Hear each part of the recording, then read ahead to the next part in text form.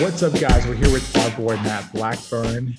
And this is someone I talk about a lot. If you work with me at the Unstoppable Baller, you know who this guy is by now. You see his products everywhere. You see Life pretty much around the gym. I talk about his products. You're probably taking some of his products by now, whether it's Dissolve It All or Vitamin E, Proof of Protect, whatever it might be. You're aware of who this man is. And I've known Matt for a long time, and we've interviewed each other back and forth, but never really met in person per se. So I'm looking forward to the day, one day, where I get to meet him. But yes, I wanted to pick his brain a little bit about the CLF protocol, something he has developed over several years of research and trying things, and then failing, and then trying and failing and succeeding, and then learning from his experimentation. And I think that's really the best way to go about it, is find what really works through failing, succeeding, failing, succeeding. So I want to pick his brain a bit about the CLF protocol, the company Life, what the mission is, and how it can support everyone, but also people that play athletics and develop a ton of issues in their body. So yeah, welcome, Matt Blackburn. Welcome to the show. How's it going, man? It's always fun, Samir. Thanks so much for having me back and chatting about all things health. It lights me up. It's hard for me to not talk about health. We've had a lot of people coming over doing work on our homestead here, built a huge goat fence, working on getting a chicken coop going. And I just end up giving supplements to these people and giving them shots of magnesium and all sorts of different stuff, just trying to suit people up and spark a conversation. So yeah, I live it, and I've been living it for really 11 years straight. So when I really got into health, and I started Life, my own supplement company, because I used to hang out in the supplement section at the health food store with friends that worked there. And I would just listen to the conversations that would occur and the recommendations that were made. And they were all very basic and very myopic and not really taking into account context.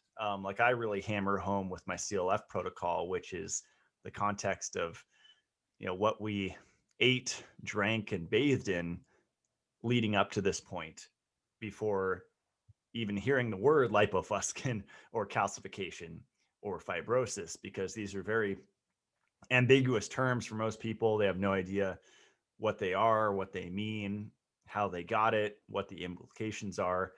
And I guess you could say I'm kind of a jack of all trades. I know in the health field, a lot of people will hyper focus in on very specific subjects. And I find that by kind of having a broad view, I can kind of have a better perspective to see how things work together. And I educate a lot on interactions and antagonists between vitamins, minerals, and enzymes. And a lot of really smart people I have on my podcast, Life Radio, they go into the science of it, the studies, the research, and a lot of it is controversial and contrary to what you hear in the alternative health community. So I always encourage people to go past alternative health. It's okay. It's a stepping stone, but you really want to get to a deeper layer where you're starting to question these liposomal supplements, ascorbic acid, which is not vitamin C, vitamin D3, iron, omega-3s, not just the omega-6 seed oils. I educate a lot on how the omega-3s are just as harmful, if not more so, which I think they're in the more so camp than the omega-6 seed oils that is, spouted in the paleo community and the keto community, or they're just focusing on industrial canola oil and stuff like that. And I'm saying, well, what about this fish oil that, is this huge industry that's the elephant in the room that is causing lipid peroxidation because everyone has iron overload, back to context, and everyone's just in this inflamed state constantly. And no wonder these multi-level marketing companies are thriving, where they're, selling, melt your inflammation, fast, dry fast, green powders, green juices. It's like, we wouldn't have to slam so many antioxidants if we kind of quieted the flame a little bit. because the flame is raging in most people, Mm. and they're not doing the right. They're actually taking the wrong supplements that are putting fuel on the fire instead of working on putting it out. Mm. You said a lot of poignant things there, and I wanted to, for those of you that are watching this right now, I wanted to back up a little bit because some of it has a lot of application to, I mean, everyone that's watching this, but even athletes. I look at your protocol, the CLF protocol, and I see that it looks at the root cause of virtually every illness that exists in the body. That's how I see it. And it's how I think you've explained it too, if I'm not mistaken. And oftentimes when you explained you were hanging out in the supplement aisle and you're talking to people, and it seemed like it was myopic. They were giving you solutions that were trying to hit one part of the body. And it's the same thing we deal with injuries and training too. Is like you can't just fix a knee problem by just looking at the knee. You got to look at so many things, including everything you're talking about with the CLF protocol beyond the mechanics. So here's the first question I have for you. Whenever I talk about your product, whenever I talk about the CLF protocol, I talk about root cause. Oftentimes I'm met with people saying, well, what about the Game Changers documentary about veganism? And they found that this is what makes people feel better and all the inflammation goes away. And then you have the other side that's like, well, intermittent fasting and keto and this and that. And yet they're still dealing with their illness, whether it is some sort of fibromyalgia, whether it is some sort of thyroid issue. Like a lot of athletes have thyroid problems. It's crazy. Whether it is just some generalized systemic inflammation in the body and they're in pain, and it's beyond the mechanical. Like no matter what you do with the joint, they're still in pain. So when someone says this and you talk about context, what is the context for a lot of these people? Like what should they be, how should they be proceeding from when they look at these problems? Yeah, good question. So I would say accumulations create deficiencies and deficiencies create accumulations. So it goes, there's a two-way road there.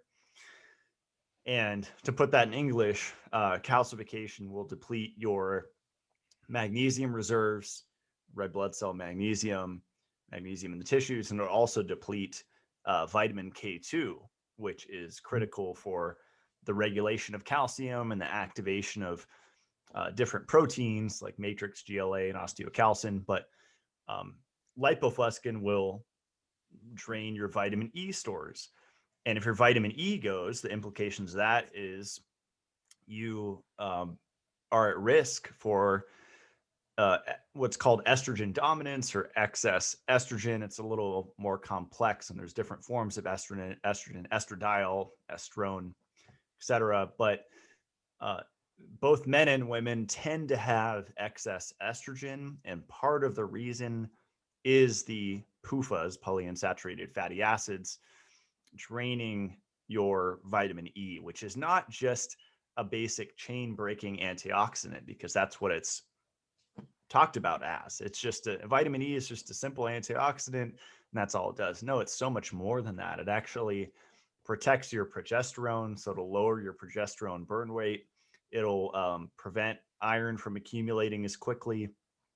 It's a very powerful estrogen antagonist. So it'll actually counter estrogen from attaching to the cell and getting in there and wreaking havoc, really decreasing energy production and synergizing with, lipofuscin is really a combination of PUFAs, iron, estrogen, aluminum, might be some other metals in there, but estrogen really just synergizes with so many things and increases the problem. And fibrosis is just this chronic, systemic, low-grade inflammation that drains everything. So we know any type of stress drains magnesium, whether physiological or psychological. And if you're not replenishing it, then, and you're not catching up to your burn rate, which has been my thing for the last maybe 3 years or so. I've been harking on this point 3 or 4 years that you have to catch up to your burn rate of a nutrient, and then go beyond that to actually build your levels. So what I mean by that is just your little dinky, 200, 300 milligram magnesium pill. It's better than nothing, probably, if it's not oxide or carbonate or citrate, but you probably have to get into the thousands of milligrams. We're talking like 3-4 grams. And if anyone listening has ever used a sensory deprivation float tank, like a float pod, you know what I'm talking about, because you get out of there. And yes, having no light, no sound, you're weightless, that's part of it. But a big part of it is that magnesium hit. And you feel grounded for days because your body has never had that much magnesium flowing through it. And it's responsible for 3,700 enzymatic reactions. That's about 42% of our roughly 9,000 enzymes that run our body. So it's almost half. And I think of minerals as activators of our electrical highways. And so enzymes require minerals to work, and vice versa. And I always talk about this interplay between vitamins, minerals, and enzymes. So there's something with vitamin E and selenium, and vitamin E and vitamin C work together. Vitamin C will actually regenerate vitamin E. And I'm not talking about ascorbic acid. I'm talking about whole food vitamin C here. Mm. And so, I hope that answers your question, but it's really about kind of taking an inventory of how you grew up. Like for me, I often say I grew up in Southern California, pretty close to the Tijuana border. I was about an hour away for 30 years. And so I ate a lot of Mexican food, and it wasn't cooked in lard because we're in America and it's all cheap and it's, affordable, quote unquote, and all that stuff. And so I was slamming burritos. I was slamming yoga mat Subway sandwiches. I was slamming all this stuff, not only chemicals, but all of that food that I ate for probably nearly 3 decades was full of these things I call, PUFAs, HUFAs, highly unsaturated fatty acids, which is DHA, EPA, and ALA, the so-called EFAs, essential fatty acids. But they're not essential, because if you go on a fat-free thing, I'm not recommending this, but a lot of people don't realize your body can make fat from sugar. So that has implications for certain contexts for people, but saturated fat is generally more protective than unsaturated fats. And so just kind of limiting the PUFAs coming in, especially in concentrated supplement form, like fish oil, krill oil, algae oil. These are the worst. And, people talk about trans fats and hydrogenated oils. Like when I was vegan, I used to do the fake butter, Smart Balance, and it's full of canola oil, expeller pressed, all this marketing.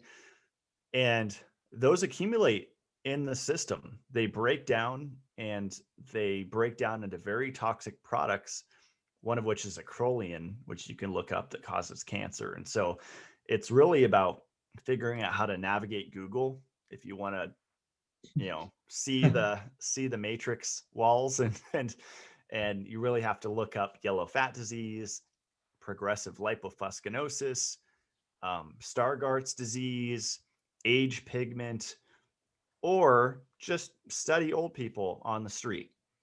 And why does grandpa have a receding hairline, or why does every old guy have spots on his receding hairline? It's right there in our face. And it's like a lot of things, it's new. It's a new disease. And the seed oils that we switched to from lard and tallow, and all the saturated oils we used to cook in that was healthier, that was part of it that we switched to in the 1900s. And it was this big marketing thing to get America on seed oils, and that spread throughout the world. But I say it's not just that, it's that combined with the harmful supplements. And when you start looking at like these multivitamins, these multi-mineral supplements, I really caution against taking supplements with tons of ingredients. And I've been there. They have these nootropic formulas with 30, 40 things in it, even 10 or 15 things. Unless it's enzymes and something, like that, if you're taking D3, ascorbic acid, all these B vitamins, it's like you don't know what you're high in.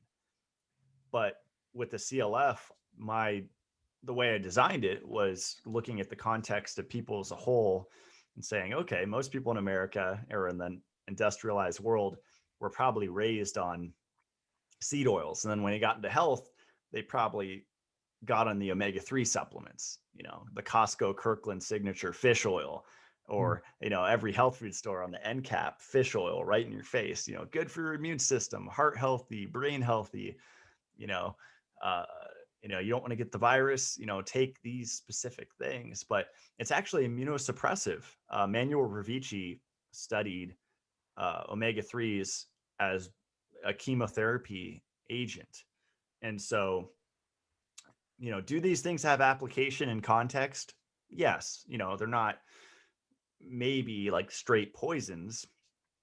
There's usually a time for something, but for the most part, people do not need to be supplementing these things that are throwing them out of balance. So does that kind of answer it? Yeah. No, it does answer. But I wanted to also shine light on is for people that are listening to this, a lot of them want to feel better, right? Feel better in their body in general. B, a lot of people that are watching this also want to perform or function better. So there's this functional aspect of performance, whether it is at the highest level of sport, which requires a lot of stress mitigation, or it's just functioning as a human to have this, like you said, energy production and all of that. So when you talk about calcification, it's something I've mentioned to, we see this in tissue too, and we're trying to get someone to break open scar tissue, and they have no afferent feedback to the brain as to what the wrist is telling the head whenever it's hurt, and it's beyond just the initial injury. Now you look at illness and you look at injuries. What I'm curious about is leading up to the injury, leading up to the chronic illness.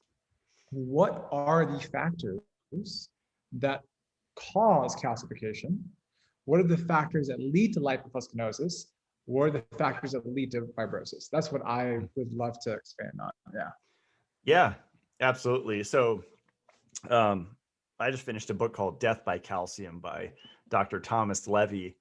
And, he's a big fan of ascorbic acid and omega-3s, I think. And I often say no one has the whole picture, or it's very rare. People tend to just hyper focus. And he demonizes not only calcium supplements, but dairy products. And we have goats here that we tend to does and a buck, and we're growing our herd. And I think that goat's milk saved my life. And so when people tend to think of calcium, they tend to think of dairy products. And I would say that's a side benefit of dairy products. There's so much more in dairy that is critical and that's not found in other foods, namely retinol, B complex vitamins that are way better than a supplement, selenium, copper, lactoferrin, which helps regulate iron, so much stuff. But I'm just kind of laying the groundwork here. And then if someone goes vegan, like you mentioned, Game Changers, they'll say, oh, leafy greens are a great source of calcium that's superior to dairy because it's not acidic, or yada, yada, whatever, way they spin it. And the fact is, the worst offenders for calcium, yes, the vegetables are a huge one, because no one questions the celery juice craze. And what's the celery being grown in? Well, it's most likely tap water. And even if you're growing it yourself in a city, most people are not using even a shower filter on their hose. So it's just straight, uncut tap water.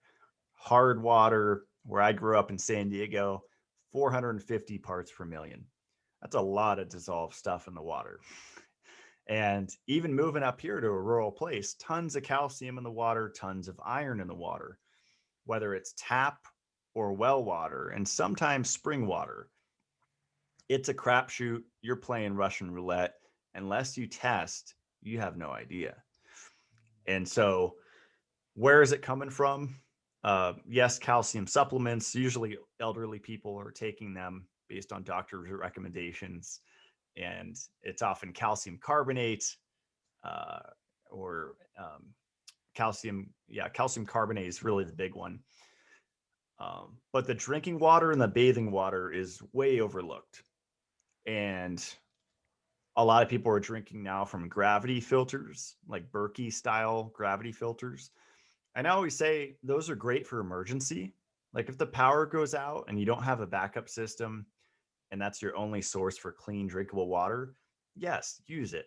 But it shouldn't be your daily use because those gravity filters don't take out solids. They'll remove, bacteria, viruses, whatever, but not calcium and iron. And that accumulates in the body. Even bathing, people don't think about. And that's a tricky one because first you have to buy a house, then you have to buy a whole house water filtration unit that's reverse osmosis, like drinkable quality bathing water for the entire house. So that's like a huge leap. But a shower filter won't even take out, the calcium or the iron because it's moving through there too fast. It's mostly just taking out the chlorine, and the fluoride. So the water is something that I really drive home, and the water, H2O directly coming from water bottles or the water coming from that green juice at the smoothie bar that people think they're going to alkalize and detoxify, and they're really getting calcified because no one questions the water and the fertilizer that celery is being grown in. And what it's being grown in is salt-based NPK fertilizer. So just like humans, we have calcium, magnesium, sodium, potassium. We have major electrolytes that run the body. Plants do too, and that is actually they run on nitrogen, phosphorus, and potassium, NPK. But it's very acidic and it kills the microbes in the soil, and so they add calcium. They lime the soil, agricultural limestone, calcium, and the plants choosing between life and death will choose life, and they'll suck up sewage to live. It's not fourth phase exclusion zone magical high vibration structured water you're getting in that celery juice. You're getting toxic tap water. The plants are not filtering out the excess calcium. They're not filtering out the excess iron from the acid rain. So these are really calcium bombs, that green juice, and especially the green powders. I mean, a juicer is a concentrator, and it doesn't just hit the pineal gland. Everyone's all about fluoride and the pineal gland. That's been the big thing. When I got into health, I'm like, everyone's pineal gland's calcified. The entire body's calcified. It's not just the pineal gland. I mean, the pineal gland's, a master regulator, but you also have the hypothalamus, the pituitary, the hippocampus. You have the HPA axis. Everything's working together.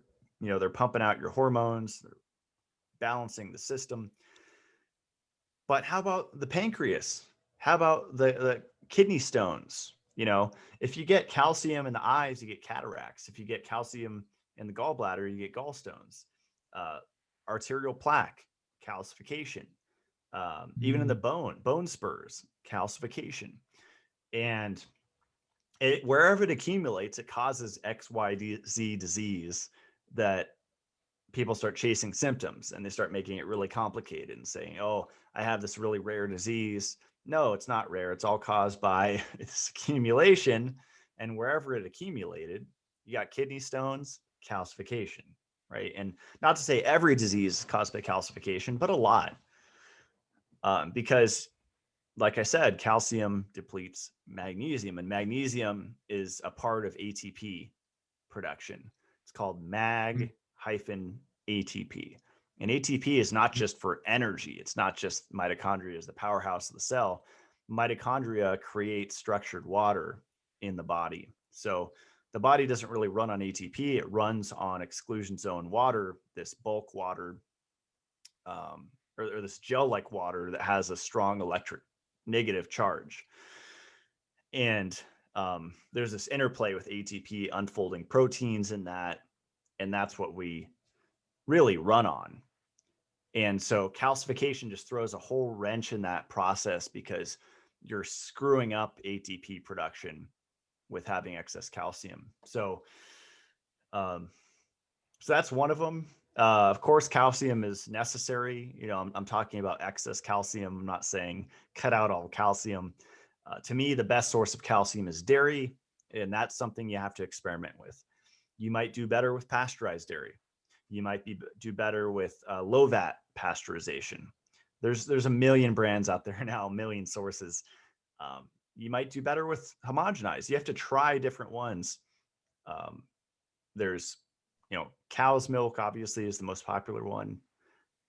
There's goat's milk, sheep milk, camel milk, all sorts of different ones. So it's really about experimenting and finding which one works for you. And starting slow. You know, if you're just getting back into dairy, then maybe taking the lactase enzyme or just taking small amounts instead of just, you know, half gallon all at once is a way to do it. So do you want me to move on to Lipofuscin? Was that pretty good on calcium?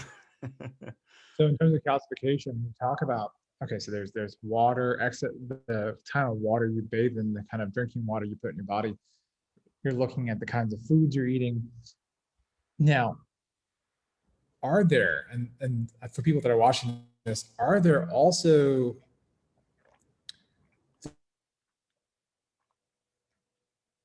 like, say, like take a marathon runner, right? The marathon runner runs miles and miles and miles and miles every week. Now, on top of the poor water intake, on top of everything else, the over moving, that's chronic stress there, does that also cause calcification? Absolutely. Yeah, because we lose magnesium during exercise and we recycle it too. If you're consuming carbohydrates and you're not keto, your body can recycle magnesium if your metabolism's working fairly well, and it recycles about 40% of it. But you have to replenish it. And if you don't, and if you're just trying to get it from food, or you're not taking enough in supplement form or the right forms, then that will just accelerate the process of calcification, the over exercising, especially endurance exercising, stressful forms. And one thing I didn't mention is if anyone's supplementing vitamin D3 or has supplemented it, they absolutely have calcification because vitamin D level, D3, cholecalciferol, increases calcium absorption in the gut. And so that creates hypercalcemia, high levels of calcium in the blood. And yeah, it's one of those things where it's funny that, you know, vitamin D, especially the last few years, is getting the limelight, all the attention. And once again, little talk about magnesium, which is hilarious. As I mentioned, it's a critical part of, I mean, at least 3 out of 5 of the complexes in the mitochondria are magnesium dependent, maybe 4. And especially the last one of making adenosine triphosphate, that, you know, quote, energy currency of the cell. So it's, and that's why people, you know, have high C-reactive protein. If they get a blood test and they see CRP is high, that means they're magnesium deficient and they have high calcium. So there are certain things they could look at to see, you know, NF-kappa beta, TNF-alpha, IL-6. Those are like the 4 major markers for inflammation. But I'm not a huge fan of testing. I mean, I think you could see a lot without it. I think there's a place for it, but people tend to get lost in the tests and they obsess over it, and then it becomes unhealthy. Yeah. So the over-exercising piece, when you look at, takes someone that overuses their ankle, their foot just keeps collapsing inward. Now you got bones rubbing up against each other. And then you have this friction effect. That's also, like, you think of a bone spur, and that's starting to happen through that too. So I think when people are listening to this podcast, the theme that keeps coming through, and as Matt's talking through everything, There's so much interconnectedness. We can keep going all the way down. But the theme seems to be that accumulation is the issue for anything, any issue, whether it's an injury, whether it's chronic pain, whether it's fibromyalgia, Lyme disease, whatever it is. It seems to be that chronic accumulation of so many different factors.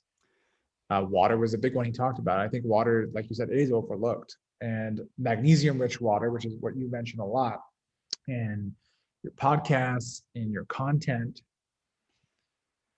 people seem to have, but I've noticed at least, people seem to have a harder time with that. Like for example, if I introduce the idea of magnesium bicarbonate or magnesium rich water through using magnesium bicarb, or even making your own bicarb, they almost ask, well, why not use chloride? Why can't we use magnesium chloride? Why can't we use stearate? Why can't we just use the supplement I'm taking? And you were saying earlier that if they did, they'd have to take a lot of it to get it into the system. Now, why is bicarb? Yeah, why is bicarb better Good there? question. Yeah. So when I got into health, I was raw vegan overnight and I was sold on the juicing thing. And it was all about, alkalizing the body and alkalizing the blood and the pH. It was all about pH, potential of hydrogen, and getting alkaline, right? And supposedly acidosis is the cause of all disease. This is the raw vegan message, or the vegan message. And, meat and dairy are the most acidifying foods, and fruits and vegetables, nuts and seeds are alkalizing. That's in a nutshell how I lived for 4 years straight and experimented with that. And the truth that I took away from that is that, yes, chronic metabolic acidosis is real, but it's not caused by meat and dairy. It's actually the reverse. Fruit is awesome. Vegetables, you have to be a little careful with, because it's just directly in, at least fruits are somewhat filtered through the tree. Nuts and seeds, same thing. So the acids are really coming from acid rain, and that's from burning fossil fuels, post-industrial revolution, and bunker fuel, cargo ships in the ocean, multiple, freeway lengths long, transporting goods worldwide. Just look up bunker fuel and what pollution that creates, and you'll find that it contributes the most to the formation of sulfur dioxide and nitrogen oxide. And these fall to the earth and give us sulfuric and nitric acid, which are people don't think it's a big deal, and it's still only like 1%, if that, of the health community that's even aware of this. And it's so corrosive that it eats statues, brick walls. It's the rust in your bathtub, on your car, in your toilet. It's eating away at the pipes, and so it's eating away at your pipes and your arteries, your veins, your capillaries. If it's doing that to the pipe leading to your sink, what is it doing in you?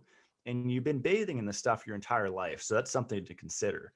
So what are you doing about it is the question. And the best thing to do about it, besides buy a house and get a whole house RO system, which is a huge investment, how about just starting to get bicarbonate in your system?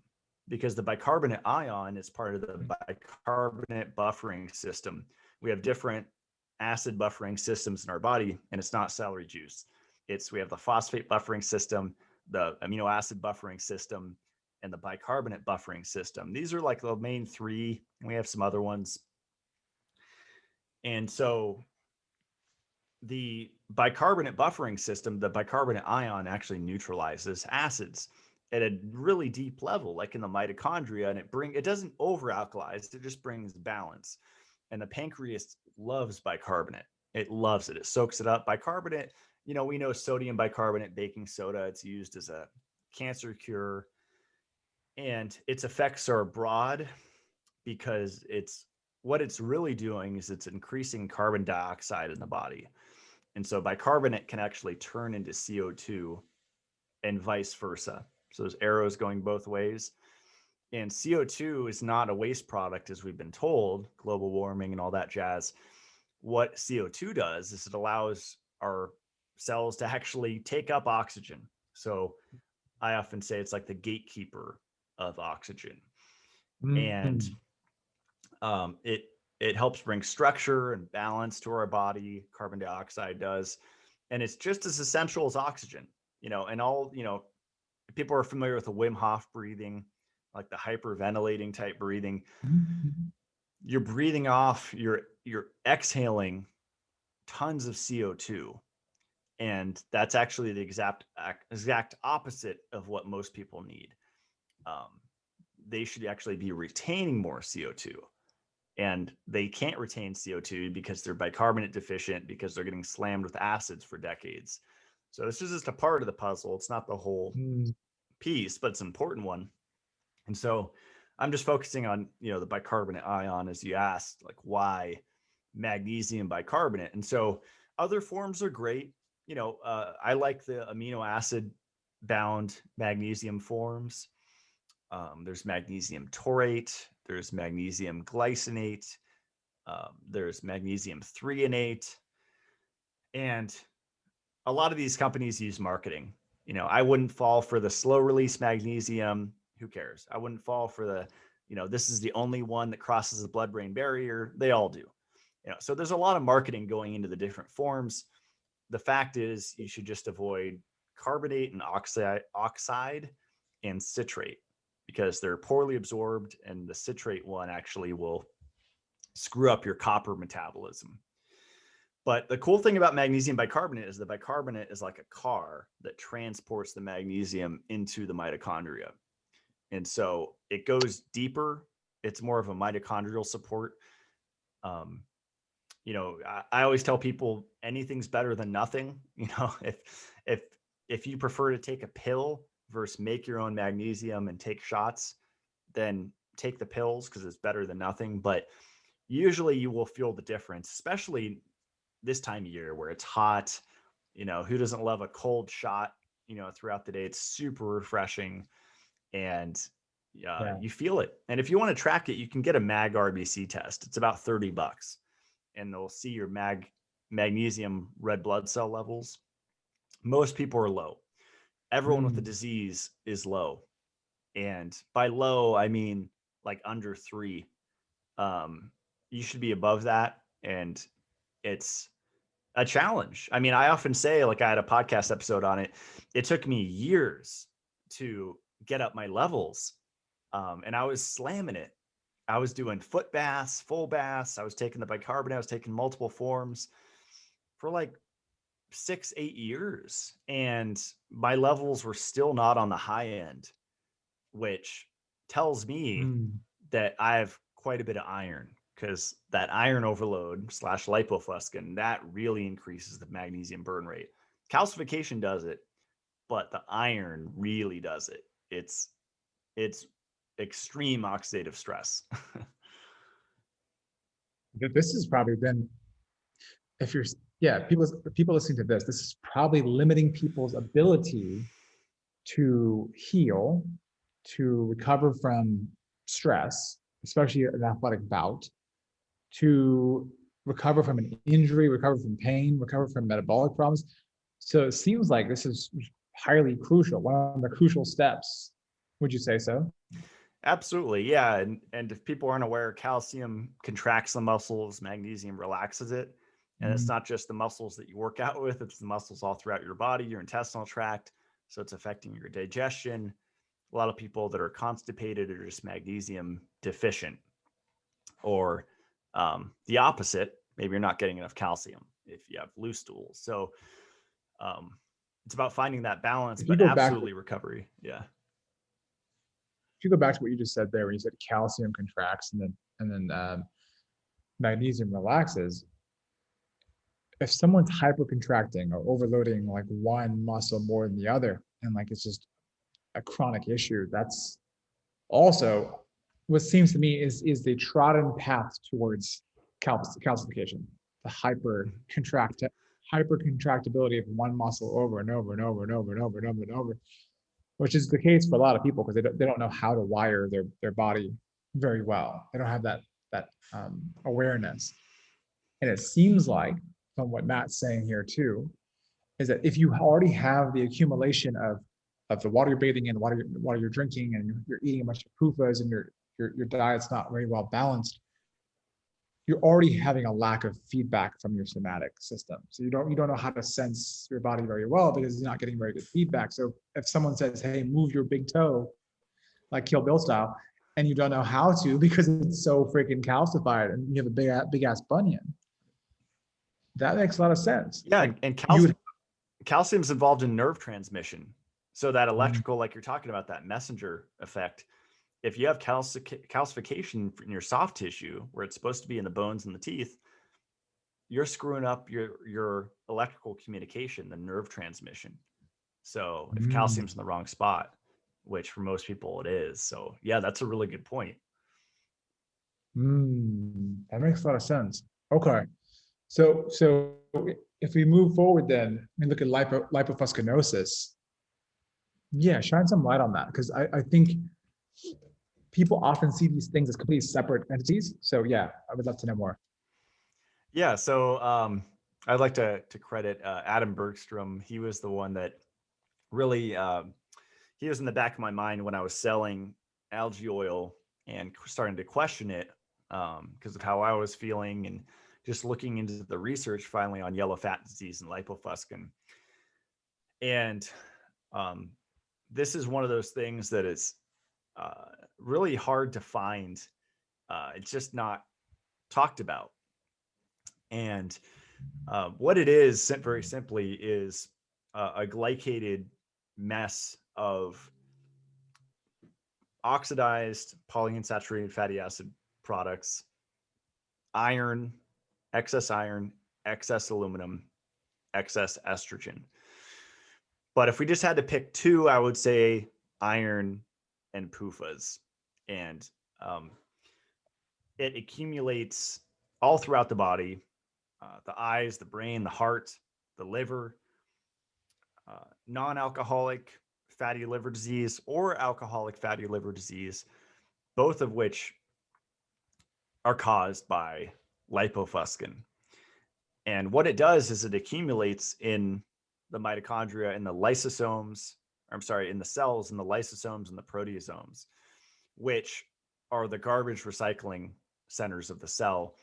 And so this thing people are talking about, autophagy, which I fell for doing one meal a day, doing intermittent fasting, trying to force the body to clean house and force the body into this accelerated rate of autophagy or cellular recycling. It doesn't work if you have lipofuscin because the lipofuscin is like filling up half your room with garbage and it's crowding out all of the enzymes in there that are supposed to break down damaged proteins and lipids. And so if your garbage recycling center of your cells don't work, that could lead to cancers, apoptosis, cell death, all sorts of things. When you can't take the trash out of your cells, it just builds up and you heal slower is the big one when autophagy is impaired, which it is by lipofuscin. And this really blew my mind once I learned about this, especially coming from the omega-3 industry, because my focus has been anti-aging and longevity. Mm-hmm. And people are really focusing on autophagy. Less food, the better. That's kind of the name of the game. Smaller eating window, the better. Restricting sugar, the better. And, essentially going breatharian, like going that direction. And my research has actually pointed to the opposite, that eating more is what a lot of people have to do. Even overweight people, if you eat the right things, which takes a lot of experimentation. Most people have to work with a coach. Then it doesn't have to be stressful, and you can heal and get whatever results you want to get. But yeah, the contributing factor to lipofuscin is multifactorial. It's the iron fortified foods that we were raised on. Like I was raised on cereals. And the best part was probably the pasteurized, homogenized factory farm milk. It's probably keeping me alive because I was eating blocks of tofu. I was eating tons of cereal and grains, and they're putting ferrous iron in there. After World War II, they started force feeding America iron filings. And there's YouTube videos on this, putting a magnet up, crushing cereal in a Ziploc bag, putting a magnet to it, and you can see all the iron filings being attached to the magnet. And I think it was by design. I mean, people think sugar causes diabetes. No, it actually helps diabetes. What causes diabetes is iron overload. And iron throws off glucose metabolism big time. And iron accumulates in the liver with, the PUFAs. And the liver performs 500 functions. It's our main detoxification organ. It actually creates active copper ceruloplasmin, which is responsible for 24 of our respiratory enzymes that allow us to chop up oxygen and use it. So iron's like the dumb waiter that carries oxygen around the body. Copper is the chef that cuts it up and allows us to utilize the oxygen. So a lot of these people, they're all about the oxygen advantage, oxygen. It's more about oxygen utilization. You don't want to go to an oxygen bar. You don't want to put oxygen drops in your water. You don't want to, do all these things without an awareness of what iron does. Iron and oxygen don't play well together. It causes rust. It's called iron oxide. And just like your sink and your toilet and your car can rust, or the metal on your roof of your house, we rust inside. And another term for rust is oxidative stress. And we have reactive oxygen species, reactive nitrogen species, all of these inflammatory compounds that are created. And what I was actually thinking about before we recorded this interview this morning was, everyone's talking about what the problem is. Like everyone has their different idea of what the problem is, of what is causing human disease. Right now, they're hyper focusing on this heavy hydrogen thing, deuterium, which I've been diving into for the last 2 weeks. Pretty hardcore, because the whole thing is our cells use hydrogen to make energy. And if that hydrogen is the evil twin deuterium called D2O, then actually it breaks the ATPase and we can't make as much ATP and everything falls apart. But they're using that to market a sugar-free keto fasting and dry fasting lifestyle. It's really funny. So we're kind of in this kind of torture, kind of no pain, no gain mindset in the health community. And it doesn't have to be that way. I mean, this thing I'm talking about, lipofuscin, you could benefit from eating a steak, and that's the opposite of what you'll hear. I mean, maybe from the carnivore people, maybe that's not controversial because that's something you'll hear.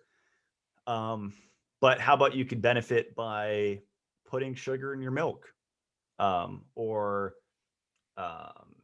eating more beef liver, more organ meats, bee pollen, eating more fruit. Fruit is a big one to mitigate lipofuscin and iron overload, because fruit, local seasonal fruit ideally, or berries, contains an enzyme called tyrosinase, and tyrosinase contains copper. And that copper regulates iron. As I mentioned, iron carries oxygen, and if you have iron overload, you're copper deficient.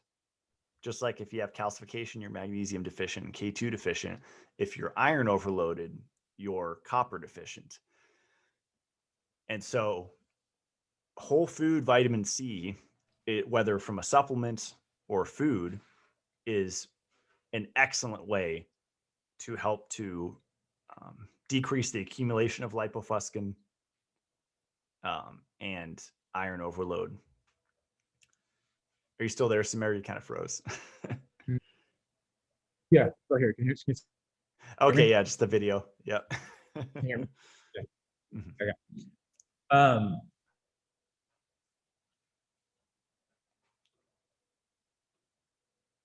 that almost like this is the piece where the accumulation of calcification has been happening, the accumulation of lipofuscin has been happening. Fibrosis is almost like that end result where it just everything starts to thicken and almost have like dead tissue. Yeah, I call it the spider's web effect. Mm. And so wherever you have irritation, you get inflammation. Wherever you get inflammation, you get fibrin formation, fibrosis. And fibrin is a natural, fibrin and fibrinogen are natural substances that our body makes when we get an injury. Your body will, you'll create a scar and you'll heal that wound, right? Whether it's a cut or whatever it is. But as we age, our enzyme levels drop. Actually, like over the age of 25, possibly even younger, based upon calcification, the lipofuscin, and these things that accumulate, we're burning through our enzymes, and we can't, whether it's, we have different types. We have digestive enzymes that our pancreas makes. We have metabolic enzymes, and our body can kind of use both and pull from different stores. And the ones that we use to heal diminish over time. And so using something very powerful like serrapeptase or nattokinase, which are called proteolytic, protein breaking down enzymes. One was originally derived from the Japanese silkworm, that's serrapeptase, and it's what the silkworm uses to dissolve its cocoon, which is a really strong material. And nattokinase is from natto, or fermented soy. And now, there's no soy residue and no silkworm residue in the product. It's all just bacteria that's been cultured over and over again. But when you put these in the body, they circulate for hours, often 6-8 hours throughout the body. And it'll find these areas where there's a spider's web called fibrosis that might be shrinking your organs or your glands and squeezing them and really decreasing mobility. So a lot of like the lack of mobility is caused by this spiderweb fibrosis. And it's not fun to break it up. And I believe if you don't have systemic enzymes, it's nearly impossible. Like really the combination, body work with systemic enzymes or working with someone like you, that is really the combination to get the effect. I think you need to do both ideally. But yeah, enzyme therapy is powerful. I used to slam digestive enzymes, just handfuls of them, but those act in the stomach. My product, Dissolve It All, it's a enteric coated capsule, so that'll actually survive the stomach and open in the higher pH of the small intestine and then get into the bloodstream. And that's where you want it. You don't want it digesting food in your stomach. You want it systemic throughout the entire body.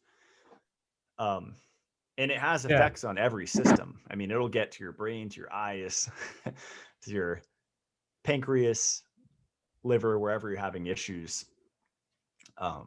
The enzymes will find the problem areas and start breaking that down. But yeah, the issues that fibrosis can cause are just incredible. I mean, every symptom you could imagine because it's working on every tissue. Pulmonary fibrosis is yeah, go ahead. I was gonna say a funny story, Matt. Someone was talking about your supplement Dissolve It All, and he was like, "So wait, so if I take Dissolve It All, will dissolve everything, all my tissues and my bones. And I was like, nah, man. So I'm glad you're talking about this, because I think just going back to the fibrin piece, and it gets formed. I think it goes back to what you were saying. People often think that supplements or food, they think that it's isolationistic, almost like it's like this one thing will do this one little thing. But there's so many different things that it's connected to. And I think the approach that you're taking makes a lot of sense, because you're attacking different pieces. You have to dissolve it all to break the fibrin and break open all this really tough, dense spiderweb like stuff that's being created in your body, the calcifications. And you got PUFA protect, and then you have vitamin K. So there's so many, and magnesium. There's so many different things that you have to think about with the body. But I think the simple nature of how you broke down the beginning was start with water. Yeah, On it's your really, skin. What do you? yeah. Go ahead. You could take all the supplements in the world, and it could help if they're the right supplements, but you really want to stop them coming in, as you said. And like the water to me is the biggest piece, because tons of people are showering in tap water with just nothing in between them and municipal water, tap liquid as it's called. And that's just a really bad idea, let alone the drinking water. I mean, there's kind of this anti-water movement going around now. And the whole idea is, Mm. urinating, you're just urinating out your minerals is usually what they say. Huh. Or you're decreasing your charge by drinking too much water. And, they kind of bash people that carry water bottles around. My view is this: take a piece of glass, put it in front of your face, and breathe out. There's fog. What's that fog? It's water droplets. You're dehydrating with every breath. And depending on the context of where you live, a lot of people live in deserts in the States or wherever. I grew up in a desert called Southern California, and was I getting hydrated from the fruits and the vegetables? And no, that wasn't ideal water. It's not clean water. Yeah. They're not filtering it. And so, yeah, it's just really funny. The deuterium crowd right now is really some of them are anti-water, saying we should get our hydration from metabolic water, because part of making energy is our cells make water. And that water is actually very good. It's low in deuterium. It's structured. It's just awesome water. But That's the gel-like substance you were talking about before, like it creates. Okay, got it. Right. But yeah, as far as fibrosis, I mean, Alzheimer's disease, hypertension, atherosclerosis, diabetes, kidney disease, Crohn's disease, irritable bowel disease, autoimmune conditions, aging has a huge fibrosis component. So, all of it, I mean, especially lung fibrosis, they call it pulmonary fibrosis, cystic fibrosis. A lot of women are using systemic enzyme therapy now, because I've been just shouting from the mountaintops, because excess estrogen from the PUFAs largely will create cysts, ovarian cysts, and polycystic ovarian syndrome. And when you stack that with birth control, which contains iron and estrogen, it's like, whoa. And like, you see how many women have been on birth control or are on it. And then you can start to see why we have this epidemic of cysts. And if I had them, what I would do is vitamin E and systemic enzyme therapy, because vitamin E will counter the estrogen, and the systemic enzymes will literally dissolve the cyst in weeks if you get the dosage right. Got it. So a lot of growths, protein growth. And going back to your, will it dissolve me? The body's intelligent, and it marks the way we're designed. The body will mark proteins that are exogenous. And that's what the systemic enzymes. So they look for that tagged protein, and that's what they will break down. But I think they're really good to use. if in between meals, when you wake up. I love them when I'm traveling, and maybe I'm not eating as much, on and off of planes or whatever. Just having some in a Ziploc bag or a bottle in your carry-on bag is a really smart idea. Systemic enzyme therapy has a huge effect on the immune system. It really takes the burden off of the immune system. Like our white blood cells love enzymes that we take, Mm. and a lot of people are having immune issues, and so a lot of that's necrotic debris in the blood. Systemic enzyme therapy will decrease that and just take the burden off the liver, take the burden off the immune system. And again, that debris can lead to fibrosis again. That's the same kind of R- process. Right. Yeah. And it just keeps, they just keep passing through Hmm. the liver. And maybe the second time it doesn't get it, and the third time it doesn't get it because the liver's full of iron and lipofuscin. Yeah. And so, yeah, it's good either as an anti-aging strategy or, healing from a condition. A big one is, um, what was the disease? Scleroderma.